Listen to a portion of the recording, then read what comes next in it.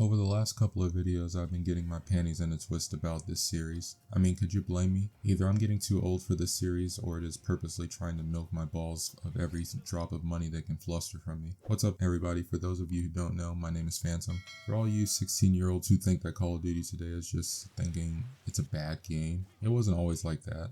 It was casual, fun, not competitive and irritating. Something that you can get home from school or your 9-to-5 job and just relax with friends. Currently, Call of Duty is in a slump. They've arguably had their worst year in their 23-year run. In my last video, I went over some basic ideas on how I thought Call of Duty can turn it around for the better. But in this video, I just want to sort of flesh that out and talk about it more in depth. So here we go.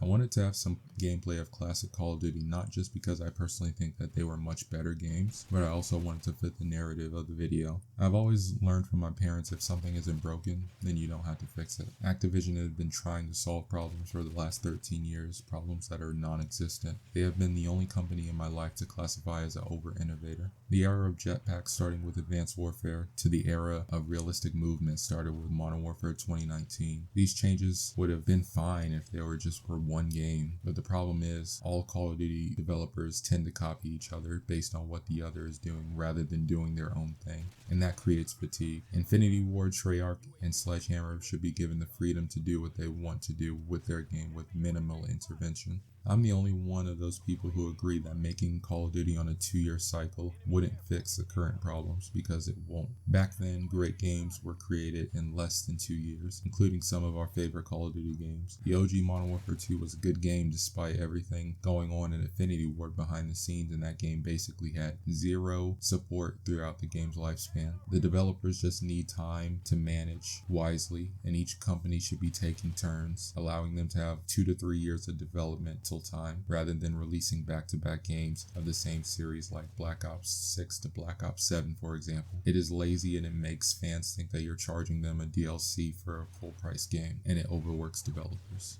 Call of Duty is over-innovated in all the wrong areas, in my opinion. If I were to make Call of Duty great again, the only thing I would innovate is the setting. That's right, I would take Call of Duty to where virtually no AAA FPS game is gone, and that is the American Civil War. What made Call of Duty great was its simplicity and its ability to cause controversy and push boundaries, like with the nuke scene in Call of Duty 4, or no Russian in the OG Modern Warfare 2, or the suicide bombings in Paris in the OG Modern Warfare 3. That is lacking in today's generic Call of Duty. There's so much that you can do to push boundaries with a Civil War game. Obviously, the first comes with how they would implement slavery in the game. Would they show the gruesomeness and not just, hold back like in previous titles? Or would they cave in and not do it at all? Would they have missions as you playing as a Confederate soldier? Would they have you playing as an African American Union soldier?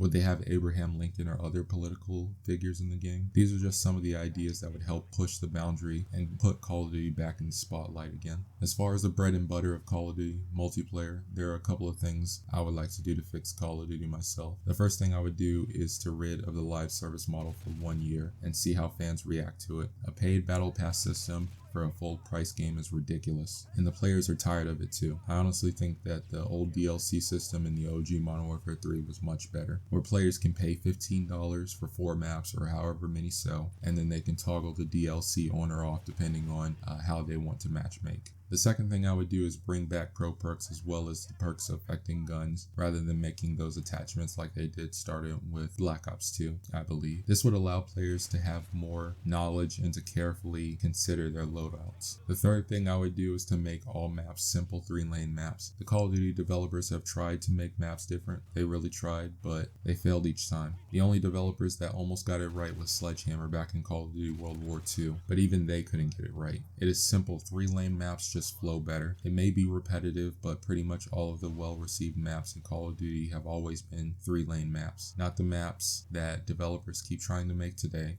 I would also have the game launch with 14 original maps. I'm personally tired of Call of Duty releasing a game with 9 maps, and 3 of those maps are probably remasters from other CODs. I'm looking at you, Nuketown. The fourth thing I would do is bring back creative features in multiplayer such as Emblem Editor. Anyone remember that? A free and simple way for players to express art and creativity in the games was just taken away because developers were afraid of people being racist rather than just banning or removing their ability to use Emblem Editor. The fifth thing I would do is to slow down the movement. Now listen kids, don't be afraid of campers in Call of Duty. It was really easy to kill them. Making footsteps as loud as a black woman's speakers in a 2006 Nissan Altima while at the same time removing the dead silence perk does not do anything to help with the flow of gameplay in the modern Call of Duty era. The gameplay in the old Call of Duty games was moderate to fast paced despite the maps being huge and the movement being slow. Why is this? Because there was a superior spawn system in the older games, whereas the newer games rely on fast movement and slide canceling to give the illusion of fast-paced gameplay. Not only does slowing down the movement balance out the game, but it also allows the player to play the way that they want to play. If they want to rush and play fast, well then they can use the perk combination like lightweight and marathon to be fast. If they want to be a sniper, give certain snipers certain maps vantage points and give them the perks that are for snipers such as Scout and the original version of Ghost where it doesn't matter if you're moving or not to reap the benefits of the perk. Also, this would be a Civil War game, so it just makes sense that it would be slower paced. The sixth thing I would do is no Battle Royale. Battle Royale splits up the community and oftentimes it ruins the multiplayer experience because developers prioritize those players over the players who've been playing multiplayer since Call of Duty 4 in 2007. Call of Duty has had an average player count on console, whether Xbox or PlayStation, over 1 million concurrent players a day between 2010 and 2012, and this was before Battle Royale. We just simply don't need it. The last thing I would do is to bring back the classic prestige system, with the gold camo being unlocked at max level. There's no reason to prestige in Call of Duty these days. You don't get anything from it. I think in Call of Duty 4 and Black Ops 1 did it best, where the gold camo was unlocked at max prestige. Also, prestige should be a reset on everything completely. Call of Duty tends to hold players by its hand these days, but in reality, prestige mode should be a complete reset, rather than you losing some items and allowing you to pick items and to carry over. If you don't want to do those challenges again, then you shouldn't prestige. It's as simple as that. This last section here is about the side mode, and this is simple. Have a mode titled something called Confederate Zombies, where you gun down undead Confederate soldiers. If I was in charge, I would have the game launch with 3 simple maps, something that every Call of Duty Zombies player can enjoy. One map is a simple round-based zombies map with a mystery box like Notchner and Toten from World at War. The second map would be an intermediate map with more complex mechanics and a pack-a-punch, like Kino from Black Ops 1. The third map would be a more advanced map with the most complex mechanics like Transit from Black Ops 2 or Shadows of Evil in Black Ops 3. This makes it so all types of players can have their own experience with zombies, and it solves the problem of Call of Duty only releasing one map at launch, which is something they've been having a bad habit of doing.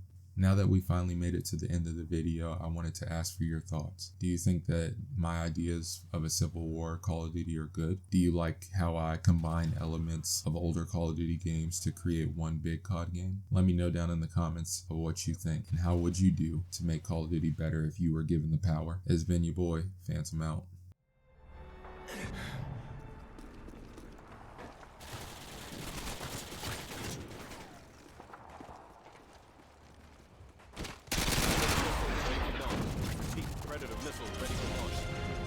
Good job, SEALs. Mission accomplished. Shut the fuck up, me. You're the fucking Nice score.